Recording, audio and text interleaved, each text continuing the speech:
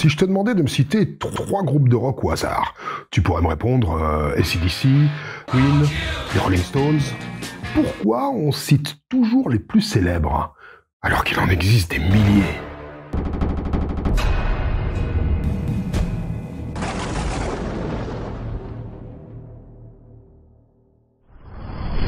Si je te demande de me dire une montagne, tu pourrais me citer l'Everest ou le Mont Blanc, parce qu'il est plus près. Pourtant, le Denali ou le mont Mykénos sont aussi dignes d'intérêt. Plus on en parle, plus c'est connu. Et plus c'est connu, plus on en parle. La gloire attire la gloire. Bill Gates ou les fondateurs de Google, ils ont commencé dans un garage. Ces réussites exceptionnelles sont tellement racontées qu'on pourrait imaginer qu'il suffit de démarrer son business dans une remise pour changer la face du monde. Partout autour de nous, il n'y a que de la réussite. Tes chaussures, ton téléphone, tes lunettes. Tu possèdes ces objets parce qu'ils ont réussi. Ils ont été conçus, sélectionnés, fabriqués, testés, mis en vente, choisis, achetés pour enfin être utilisés. Il en faut des conditions pour que ta montre passe de la table à dessin à ton poignet. Combien ont été dessinés mais rejetés? Fabriqués mais qui n'ont pas passé les tests? Prêts à la vente mais bloqués au dernier moment pour des questions de taxes par exemple? Toutes ces choses avortées, on ne les connaîtra jamais. Elles sont invisibles comme l'immense majorité de tout ce qui existe. Usain Bolt, c'est le sprinter le plus rapide, donc le plus connu.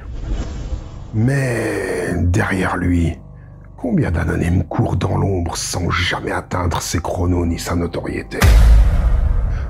Il faut bien chercher pour trouver les sportifs médiocres, les objets défectueux ou les artistes trop timides pour se montrer. Les regards et la lumière convergent toujours naturellement vers les stars.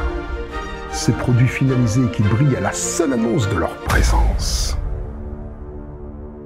Les seules défaites, les seuls ratages, les seuls fiascos qui te sautent aux yeux, ce sont les tiens.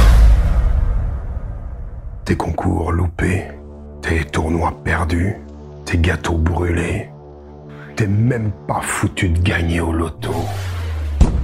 Je te connais pas, mais peut-être que tu as rédigé l'ébauche d'un manuscrit qui sommeille au fond de ton ordinateur. Et sous la poussière, le rêve de voir ton ouvrage finalisé, exposé en bonne place dans toutes les librairies. Mais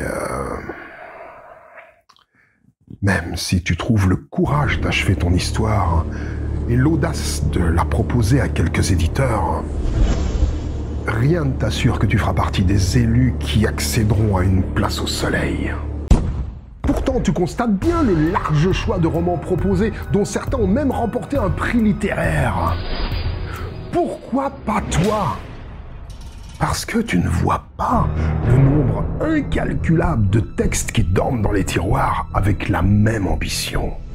Tu ne vois pas les toiles du peintre empilées dans son atelier parce qu'il ignore comment les exposer.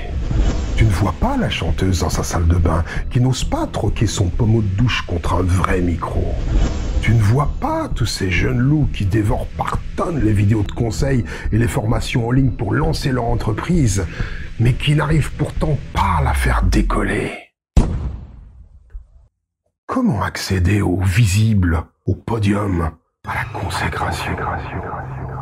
Le sommet de l'Everest, qu'on pourrait appeler la récompense de la montagne.